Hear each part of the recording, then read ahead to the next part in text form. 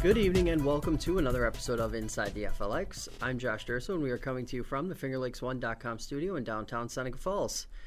Education is the subject of today's show as Terri Bavis, incoming Superintendent of Waterloo Schools, joins us in studio ahead of her July 1st start date. Terri, thanks a lot for coming on. Thanks for having me. So first off, you're not from the immediate area. Let's start off with a little, tell us a little bit about yourself and how you got into education and your career started and everything like that. I grew up in Henrietta. I'm a graduate of Rush Henrietta Roth High School, and I always wanted to be a teacher.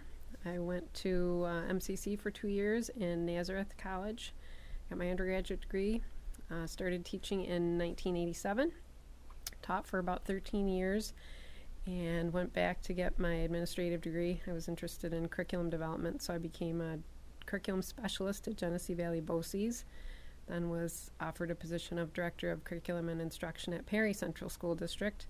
I stayed there for a few years, was Director of Curriculum and Instruction and then middle school principal, and then left there to come to Penfield to be the elementary principal at Indian Landing, and I've been there for the last 11 years. Now, was there anything particular that drew you to Waterloo, or was it just sort of as the opportunity presented itself, it looked like a good opportunity? Well, I was interested in the superintendency. I've been interested in the superintendency for probably about a year. And my husband is actually the superintendent in Marion. He was just hired in November up there. So I need to stay in the vicinity. I am partial to water. I love being around lakes. We had a home up on Lake Ontario. It was actually my husband's family's cottage that we sold recently because we were too busy to stay up there. So when Waterloo came up, it sounded like a neat place. My dad actually had a friend whose name was Tom Andrews, who lived in Waterloo for quite a few years and always spoke very highly of the area. My dad's from Pennsylvania, so it was a similar town to his hometown.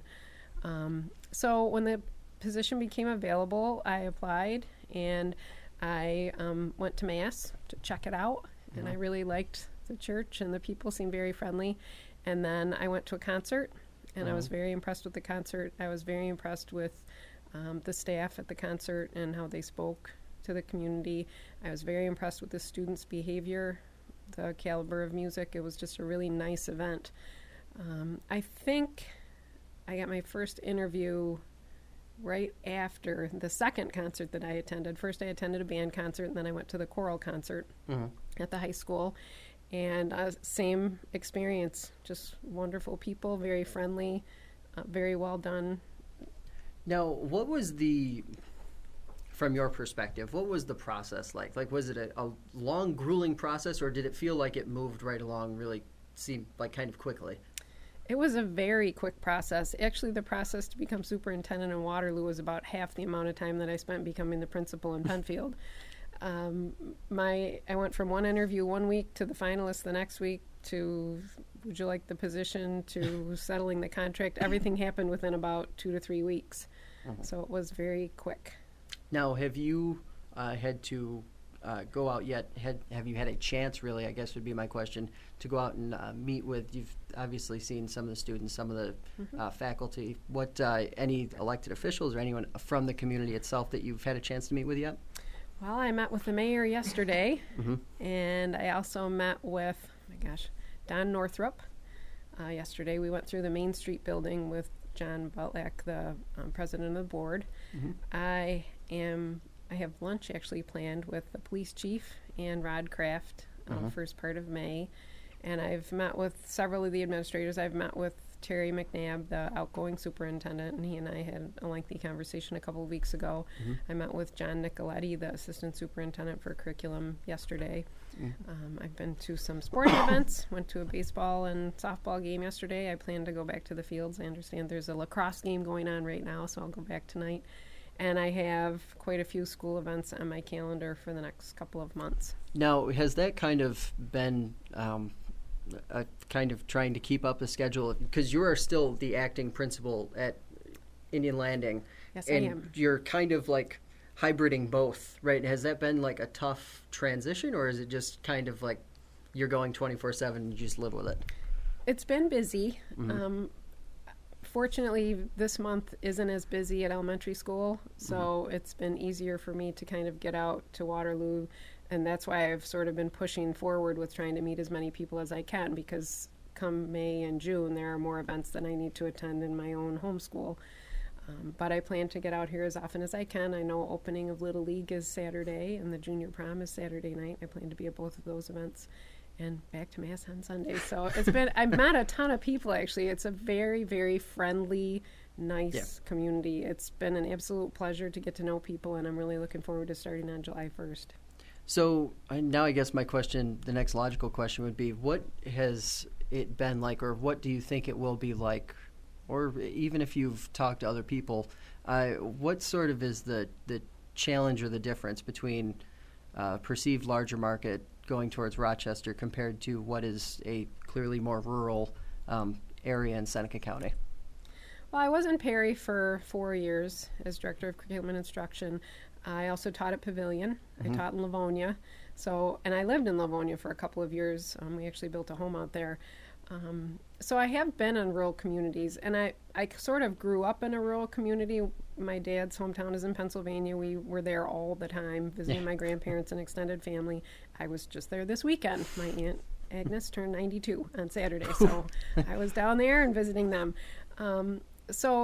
I've said this to other people, it feels kind of like coming home to me, because when I go to my dad's hometown, it feels like home.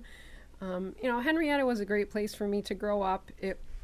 I was like a second generation person because I raised my own 2 boys in Henrietta.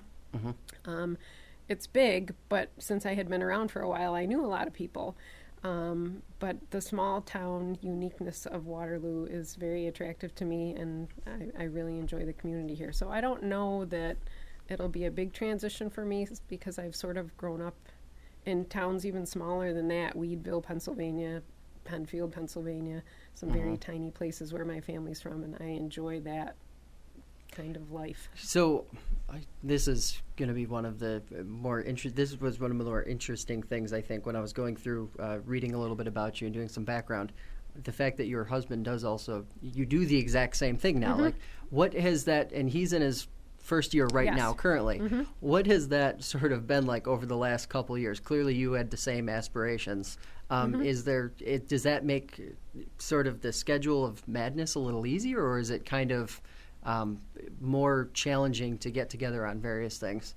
Well, it's actually easier for me because my 2 children are out of the nest. I have a first-year graduate student at William & Mary Law School, and then my younger son, Jake, is a sophomore at Arizona State University.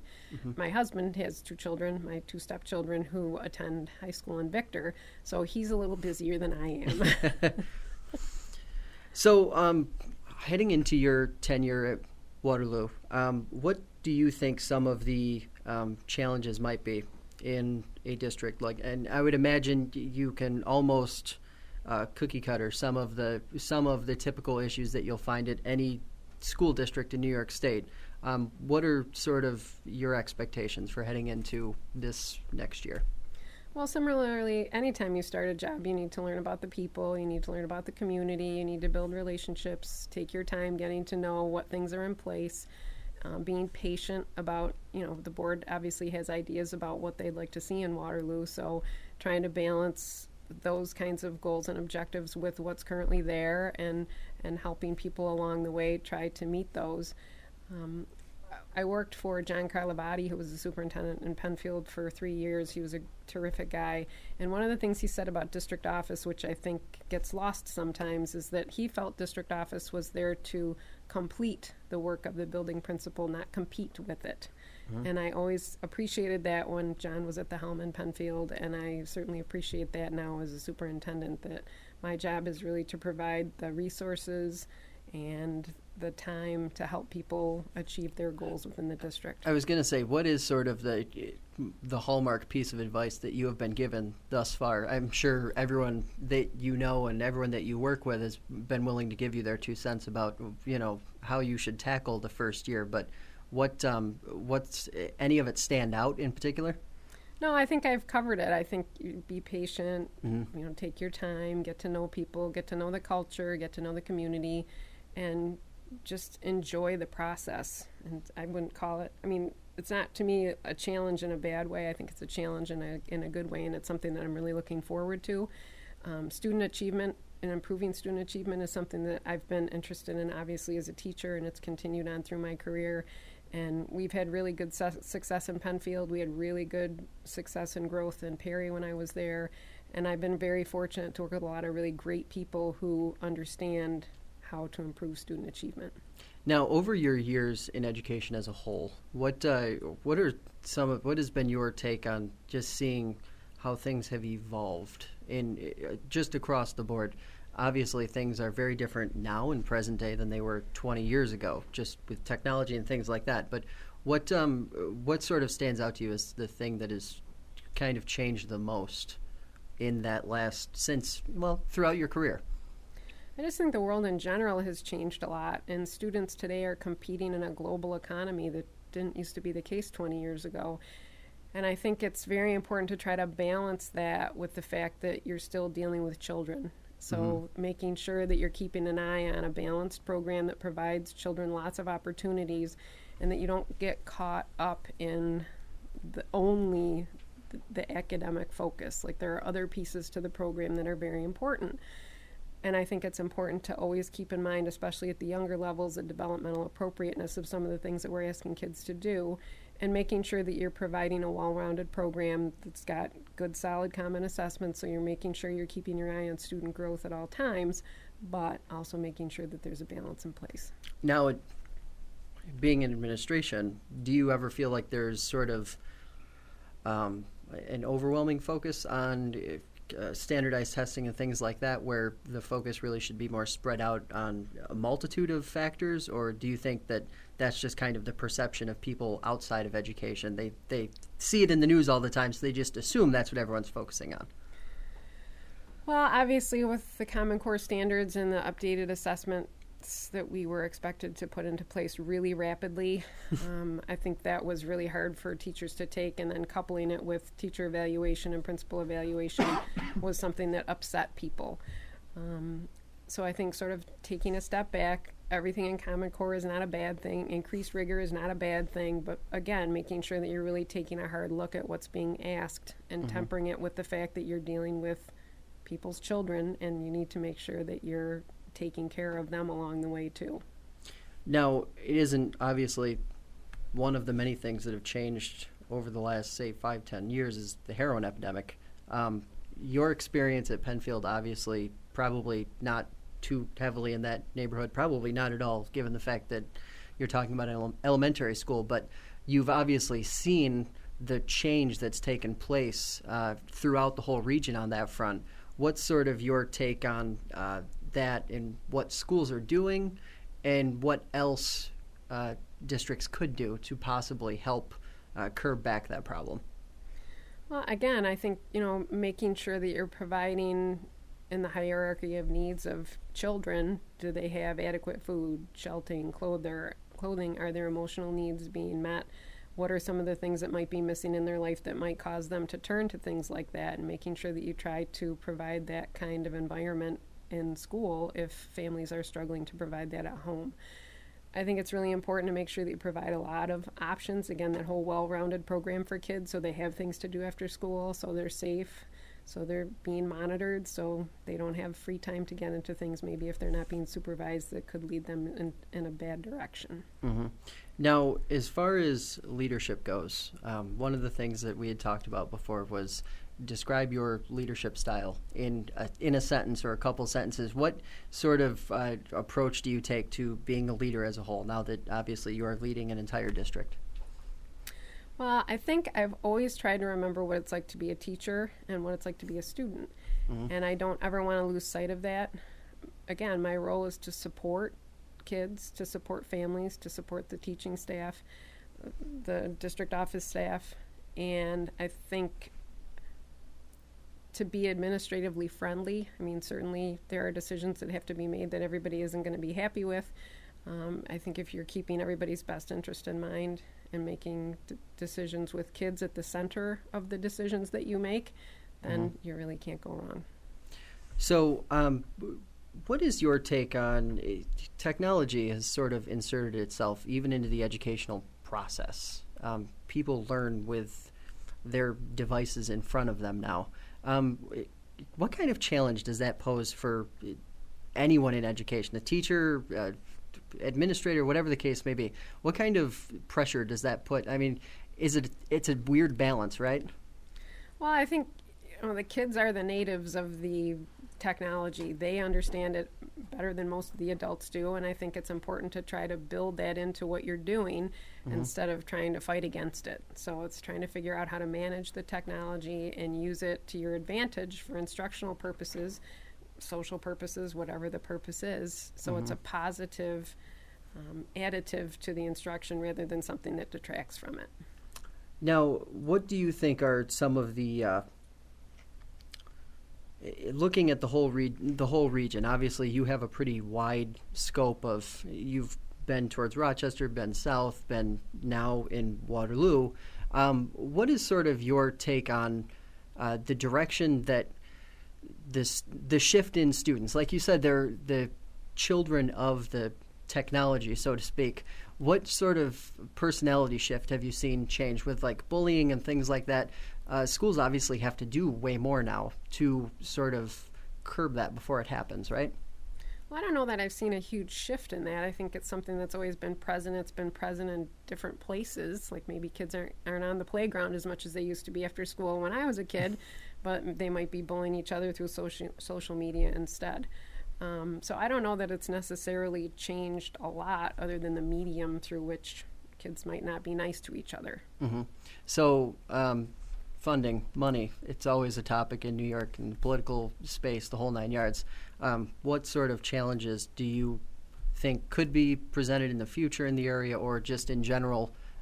Is there anything that concerns you about having to do more with less, so to speak, in schools as a whole? Well, I think in Waterloo, people are very fortunate. In Penfield, we have a really talented business official. Dr. Mark Sansucci has been there for a long time. There's been a lot of stability there. I think in Waterloo, you've had a lot of stability. I mean, Terry McNabb has done a nice job with budgets there.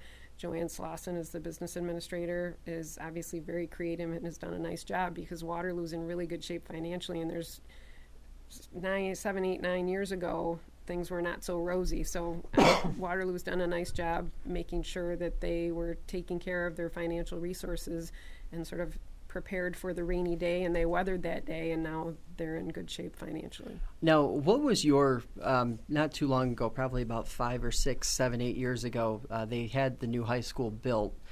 What was your first impression of that facility when you came to it? Because I have to admit, most people, when they see it, when they encounter it for the first time, you wouldn't expect it in a rural setting at all. What was sort of your first impression of that when you encountered it? I was thoroughly impressed. Actually, my first time actually seeing it was on a Sunday, and then I had gone to a concert that was inside the high school. So I hadn't seen the gymnasium field house portion early on. I went to the first concert that I went to was actually in the old gymnasium, and then the second concert was in the high school auditorium. And just a beautiful facility. It's obviously was very well planned out. The athletic facility, Jeff Panic took me through, every storage area and the locker rooms, and just talked about how Joe Sposato had taken a lot of time to really think through that project and making sure that component was really well taken care of. And again, I mean, the facility itself is absolutely gorgeous, but what even impresses me more than that, because, it's not, not that it's easy, but you can build a nice building. But I am thoroughly impressed every single time I walk into that school at how well taken care of it is. There's obviously a lot of pride in the district. You can tell that the maintenance staff, the buildings and grounds, the custodial staff has a lot of pride in the work that they do because that building shines. The floors gleam. Everything's always picked up. It's very nicely maintained. And, I've talked with Jeff Mochin about that several times already because every time I go in there, it's just amazing how well kept that place is. Now, and that's something that seeing as many schools as you probably have in your career, that's something that can probably pretty easily slide, I would assume. Yes, it can. And I think, I've been sort of spoiled in Penfield because Dave Cox is our head custodian, and the building is in absolutely spectacular shape. And it's an older building. He works really hard to keep it that way. So I know the kind of elbow grease that goes into keeping a building looking nice. And all of the buildings that I've been in every building. I've been to the transportation department, been everywhere. And every single building is maintained very, very well. And that's just plain old hard work. So it's obvious there's a lot of pride in the community. There are high expectations for the facilities and how the facilities are presented to the community. And I think it speaks very highly of the staff there and the expectations. And I would say that sort of seems to be the one thing that you keep going back to, is that you really rank having the right people in place above almost everything else. Just if you could elaborate on that a little bit. Well, the people are the heart of the organization, and taking care of the people is the most important job I think the superintendent has. There's safety, there's student achievement. It's all about people. It's all about making sure that you're retaining people, that you're making people feel good about what they do every day, that you value them, that you value their work, and that you're making sure that they're happy. Nothing makes me more sad than either when I have a child who comes in and they're unhappy, or I have a teacher or a staff member who's not feeling good about things. And I think that's, obviously from a building administrator's perspective, something that you always have your finger on the pulse, and that's one thing that will be important to me from the superintendent's office also. What would be before we get you out of here, what would be your parting message to residents, students, faculty? Well, I will say that one of the things, I really had a great education in Rush Henrietta, but one of the things I will say is that I never knew the superintendent. I could never have picked the superintendent out of a lineup. I didn't meet the superintendent until I walked across the stage and he handed me my diploma. And it's not a criticism, that was just the reality of that district, and I think that's a reality of being a superintendent in a large district. What is very enticing to me about being a superintendent in a smaller district will be my ability to be present in the buildings, to be accessible to students and staff and families, and to make sure that people know who I am. One of the great pleasures that I have in my elementary position right now is I know every child's name, their dogs, their brothers and sisters, what they play hockey or they dance or whatever. I know the parents real well. I'm on the bus loop every day. I'm around, so people know who I am.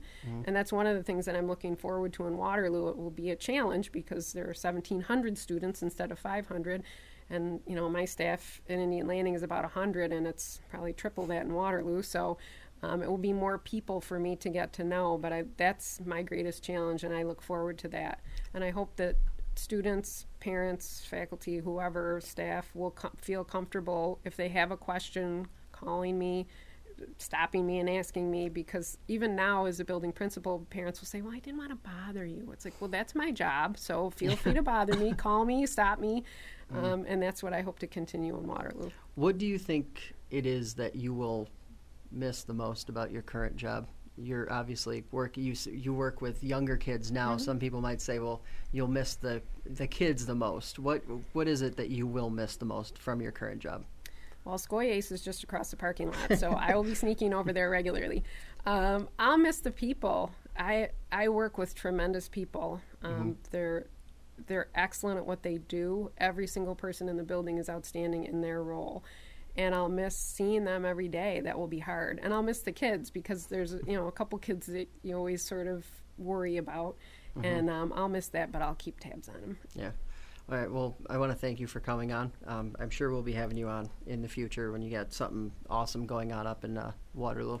Well, thank you. It was a pleasure to be here. I appreciate the opportunity. Definitely. Well, that's going to do it for us today. I'd like to thank Terry for joining us and remind our viewers that Inside the FLX airs Sundays at 7 p.m. on Time Warner Cable Channel 12. For the latest news updates and podcasts, they are just a click or a tap away with the Finger Lakes One app. It's available on Apple and Android devices. For Terri Bavis, I'm Josh Durso, reminding you to join us next week on another episode of Inside the FLX.